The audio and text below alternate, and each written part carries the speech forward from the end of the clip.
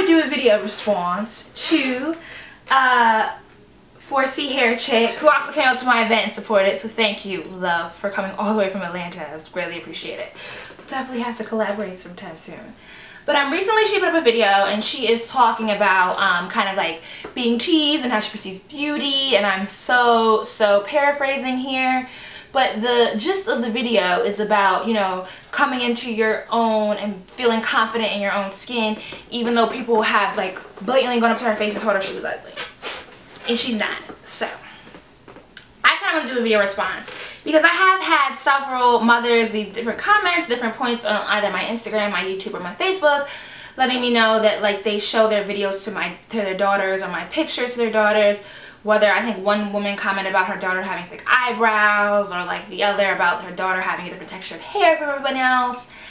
And like, I was definitely a kid who got teased. I don't know if people like believe this or not, but I was like damn near tortured. Like, I think it started in like 3rd grade up until high school. And I kind of just took a different approach to the being teased, because I also had very kind of, like, my parents were non-cuddling at all. Like, my mother always said, if it's not true, why does it bother you? You know, like, why are you even letting it get to you? If it's not true, it shouldn't bother you. Like, kids would tell me things like my breath stank, I talk like a white girl, I'm light-skinned. Yes, I got teased for being light-skinned. No, I'm not a victim about it. I'm not trying to go toe-to-toe with everybody that got teased for being dark-skinned, girl, but it happened. It happened. You know, my hair was nappy. My family's Jehovah's Witness. I always had to leave for Christmas and like any holidays. I couldn't celebrate no birthdays. I got big feet. I talk to myself. I'm awkward. You know, I have a big head. The lips were definitely like, it still hasn't, people still make comments that are kind of just like, alright, have a nice day. I have a lisp. Like, basically my life, I was like the black heterosexual version of like Dave Sedaris and Me Talk Pretty one day. And I just caught heat. I caught heat trying to become a Delta. You know what I mean? Like, I caught heat after becoming a Delta. Like, it just does not stop. But I internalized it different. Like, I remember sitting in 3rd grade, kind of sitting down and writing down all the things that I was getting teased for at that point. And then just deciding, like, seriously, I can't change any of these, so I'm not even going to bother these people. I took a very elitist attitude towards it. Like, I kind of just was like, I'm above you because you don't understand me, and so I'm not going to come back down to your level to try to equate to you because you can't argue with stupidity. I don't know why I had this clarity of mind at 8, and not to say that I was never impacted, or I didn't cry, or I didn't get in fights, or I didn't ever allow the pettiness to get to me. It did, but I didn't allow it to attack my kind of security with myself as much as I have seen others allow it to attack their own personal security with themselves. I think also when, you know, I kind of dropped out of college and moved to Brooklyn on a whim, and I just always lived my life however I wanted to, I ended up with these 2 homeboys, Sean and Royce. And I remember Royce saying to me, you know, the sign of maturation is to shed your insecurities.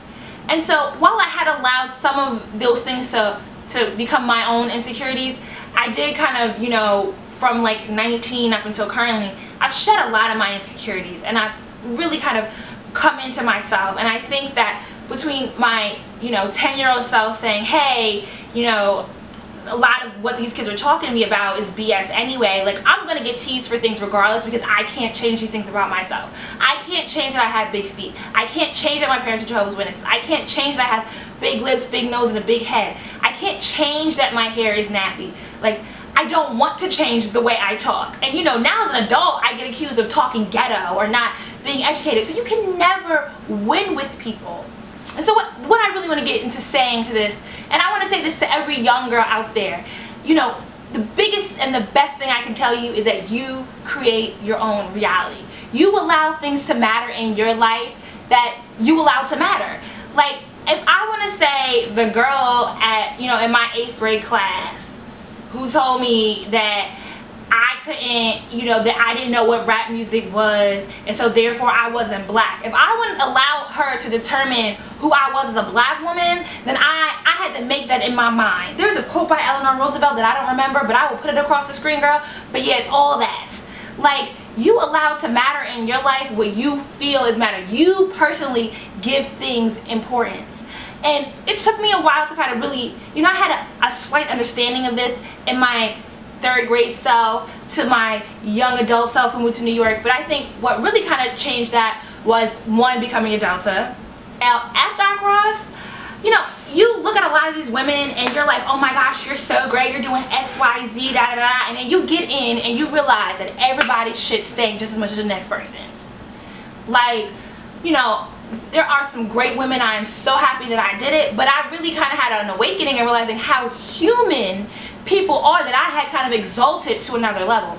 On top of that, I realized that I really don't get along that well with women. It's not that I don't get along, but women kind of want to meet you and be able to put you in a box, and I can't really be put in any box perfectly, and so women kind of like are like this with me. But just realizing that, you know, I was going, you know, I was here for a greater cause, and I'm going to do the work of Delta, and no one's ever going to take away why I want to become a Delta. And I really just stuck forth with that, and then realizing that I can make important what I want to make important. If I want to allow somebody telling me how I was made or how I pledged to be important to me as a 24-year-old adult, then I could allow that to be important. If I wanted it to be important what bras I'm cool with, what other chapters I'm cool with, I could allow that to be important. If I want it to be important how much I'm impacting my community, how much I'm giving back to my chapter, how much I'm being active in doing things that are better not only for myself but for other people, I can make that important. You know, through Delta I have met some great people, and I met this one young bruh, Bryant. I remember him coming up to me at the frat house and being like, my LB has a crush on you. And you know, me and his LB definitely became really close friends, and Bryant was always like kind of in a contingency. Like, me and Bryant never really became close friends, but he was definitely somebody who I admired and I appreciated and I deeply cared for. And unfortunately, Bryant was kind of died in a freak accident like 2 years ago.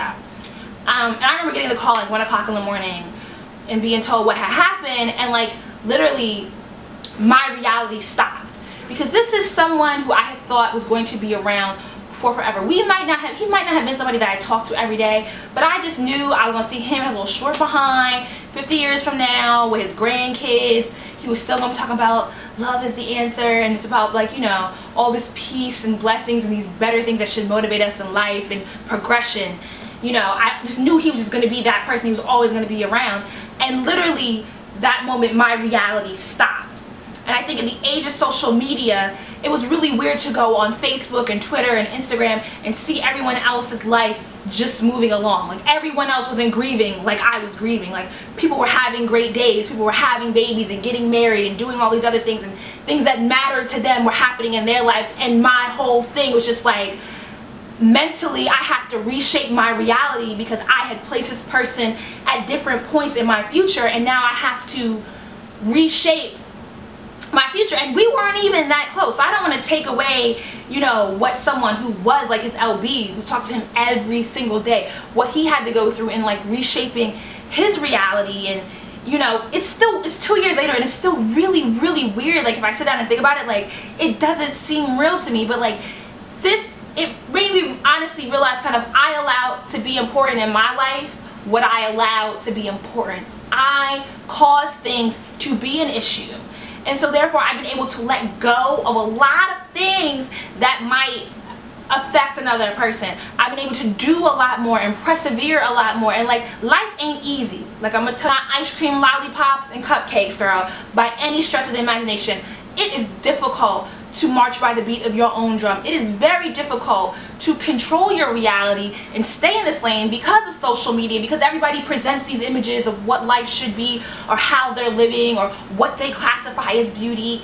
It's very hard to stay focused, and you're going to find very few people in life who are truly honest and genuine and have integrity in what they do. But you know, I go to sleep at night feeling good about myself because I know that I have maintained a level of integrity and a level of honesty, and I am the number 6 on my line, so y'all know why I'm honest.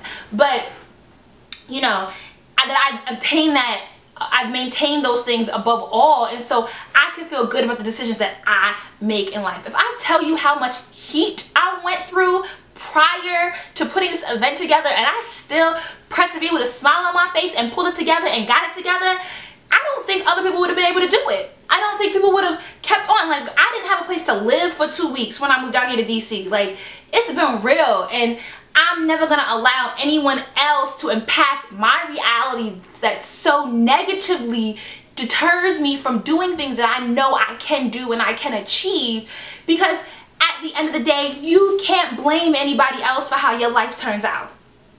You can thank people for when you're successful, but when you fail, it's going to be you and yourself alone. So I have said that I'm going to take every opportunity when I fail to learn from my failure, dust myself up, and get up. Because when I make it to the top, it's going to be see people standing there next to me, and I'm okay with that. You know, I'm talking about adult things that I'm going through now, but that are out there. You know, I think it might not make sense right now. It might be hard to let go of these things that you think are important because all your peers are telling you that they're important. You know, when I was in 3rd grade, I was getting teased because I didn't have the right pair of Air Force Ones. Or, you know, when I was in 9th grade, I didn't have the right shiny denim suit. Because when I was in 9th grade, shiny denim suits was in style. And I did not have the right brand or the right one. And it's just not relevant. Like, it could be relevant to me that I'm damn near 30 and don't have a boyfriend or kids. And it's not. Because I'm not going to allow it to dictate who I am. Because the same argument could be that, oh, you almost 30 and you ain't got no man and kids. But then, you know, it could be that, ooh, you're like 20 something with a kid. Like, what are you doing with your life? It's the power of perspective. You can look at life however you want to look at life, and you can dictate what your reality is. I mean, I think in losing a friend in such kind of like like a weird way, in such like an out of the blue way, I really, you know, I was forced to stop. My reality was, I was forced to see that everyone else was living in all these different realities, and this is how much I can control mine. If I want to bicker with someone over a tweet and I want to allow that to be my reality, then sure. If I want to allow someone to come at me because I don't talk the way they talk, or I don't move the way they move, or I don't do my hair the way they do their hair, you know, like, I think this is what has allowed me to do a YouTube channel, because y'all can be ferocious. Some of the comments, I just got to the point where I delete a lot of the negative comments, but like, it's somebody behind a keyboard that God only knows what they look like, that's trying to throw me shade. And people might not like the way that I do things or the way I rock my hair. People might not like this hairstyle I got on right now, but you know what? I like it. And therefore, there is somebody else who will like it because of the way I carry myself. I've made it look like something new because I have enough confidence in the way that I wear my hair and the way I carry myself that it's automatically going to attract people to me. I have created my reality, and in my reality, I am beautiful and I'm confident, and don't nobody else really matter. And so it will bring people into your reality who understand that and appreciate that. It's all about the energy you put out. I would hope to impart onto other young women, and you know, in the age of social media and the age of everything being visual and pretty and nice filters put over it, that, you know, you really kind of look a little bit deeper and you don't get so caught up in the facade of things and allowing that to impact you and deter you and shape these kind of shallow beings. So much more to a person and to a human being than what I can offer to you in the visual sense. You know, Instagram isn't telling you my life, and my life is so much more interesting than what I can put out via Instagram or even Facebook, that I think just be careful about getting caught up in that. And if you're getting teased or someone's coming for you, like, real talk, you probably live in a small city and you're gonna move on and you're gonna move out, and you're not gonna have to be concerned with this person that's arguing with you in 3rd grade about how thick your eyebrows are. Like, they're not gonna matter in about 8 years. I promise you, they're not going to matter. And choose how you internalize it. And so, don't let anybody steal your sunshine, girl. I took it and was like, I'm going to continue. I'm going to be as obnoxious as I want to be because you don't like who I am when I'm quiet, so I'm just do what I want to do. Read some Pueblo Coelho. I always mispronounce his name. He's really good at like making this kind of like don't give a fuck speech sound really poetic. Excuse me for the cursing. I don't, you know, whatever. Girl, love you. Deuces.